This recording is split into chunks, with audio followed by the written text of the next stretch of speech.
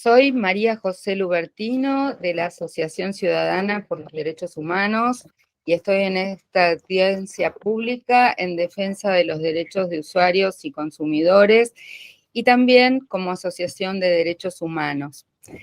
Cuando estamos hablando del derecho a la energía eléctrica, debemos recordar que no solamente estamos hablando de un derecho de los usuarios, sino que estamos hablando de un derecho humano que integra, como es el acceso a la energía, el derecho a la vivienda, como lo han reconocido los distintos organismos de derechos humanos.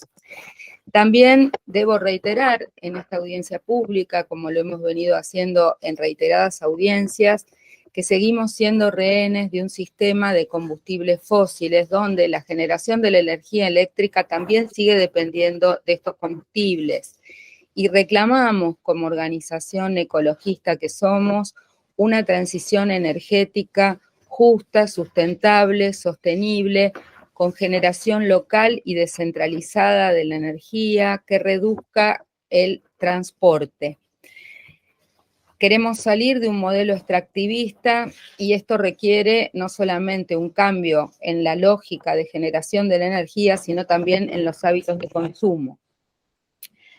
Otro punto que no queremos dejar de mencionar como previo y especial pronunciamiento es que somos conscientes del cambio de perspectiva en la gestión del ENRE y celebramos que sea un nuevo paradigma el de pensar las tarifas como tarifas que se puedan pagar. Sin embargo, venimos a esta audiencia a oponernos a este aumento, porque precisamente entendemos y vamos a desarrollar el contexto en el que nos encontramos y los aumentos que han sufrido en el bolsillo, en el impacto en el bolsillo, en la factura, los usuarios de energía eléctrica. En primer lugar, recordemos que los hogares argentinos padecimos hasta el mes de diciembre del 2022 un incremento interanual del costo de vida del 94,8% y que en el mismo periodo los alimentos crecieron más de un 100%, un 100,68% según el INDEC.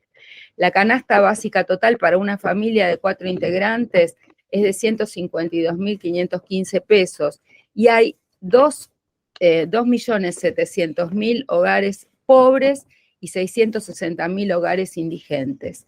Según un informe de la UCA, hay más de 18 millones de personas pobres, 4 de cada 10 argentinos están bajo la línea de pobreza y 1 de cada 10 es indigente. La pobreza alcanza hogares con trabajo registrado, que no cubren el costo de la canasta básica total.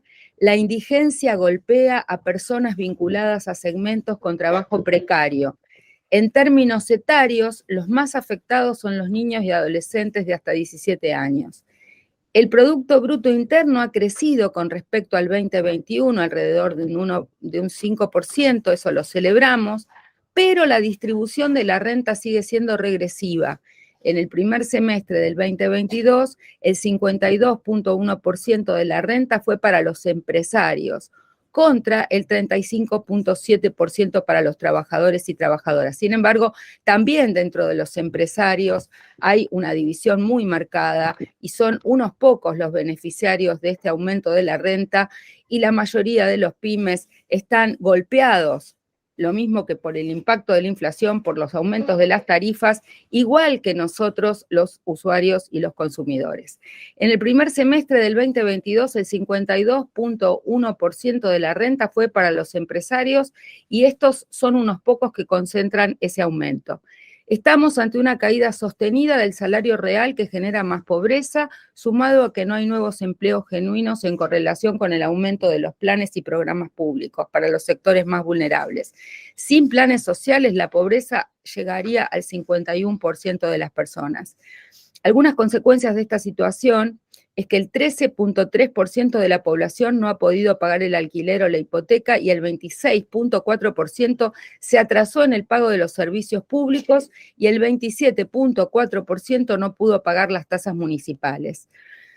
Cuando se discutieron los términos de la segmentación tarifaria, la Secretaría de Energía dijo que iban a ser alcanzados por la quita total de subsidios el 10% de los usuarios, usuarias, y que estaba el padrón de esos usuarios y usuarias. Sin embargo, luego, durante con el decreto 332 del 2022, como aquel padrón no estaba, se dispuso que todos los usuarios y usuarias llenaran la declaración jurada de ingresos para no perder el subsidio, y como resultado de esa consulta, y dado que millones de usuarios y usuarias no presentaron la declaración jurada, quedaron incluidos automáticamente en el nivel 1 el 35% de los usuarios y usuarias. De este modo, según la Secretaría de Energía, más de 3 millones de familias tienen ingresos mensuales totales del hogar equivalentes o superiores a 510.818, o sea, 3 canastas y media, para un hogar tipo 2, lo que se contradice con los últimos datos del INDEC,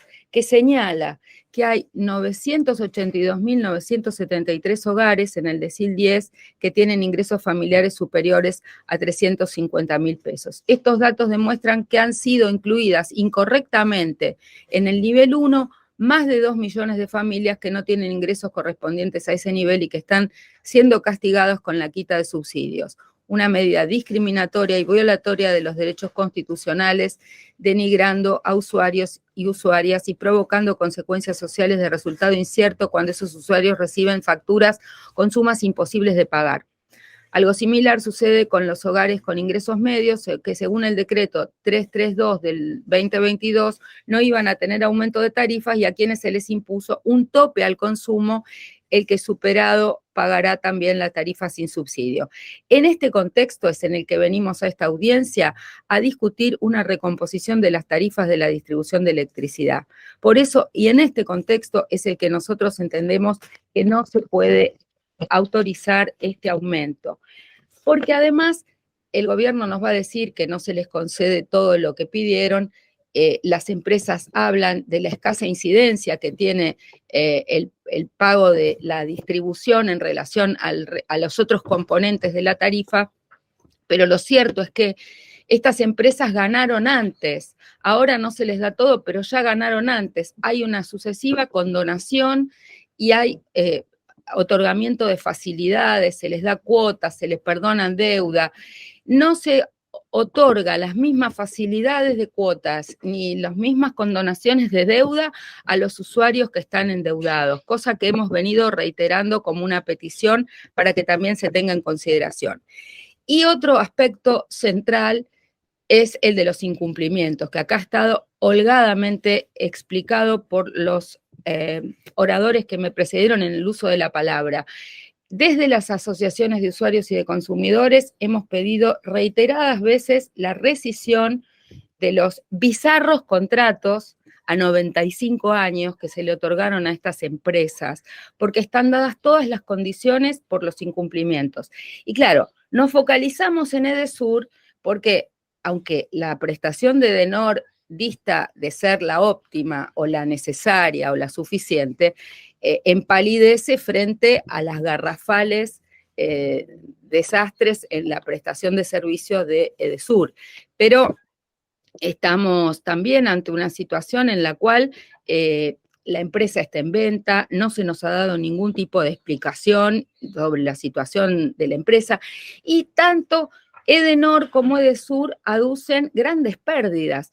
Realmente la voluntad, la vocación de servicio en el mundo empresario es un factor exótico, porque lo que vemos es que las empresas tratan de tener pingües ganancias y que rara vez una empresa que da pérdidas sostenidas en el tiempo se mantiene y sigue adelante. Entonces, realmente, es más, se puede llegar a un acuerdo en esta rescisión si las empresas siempre dan pérdida y nosotros no estamos satisfechos con el servicio.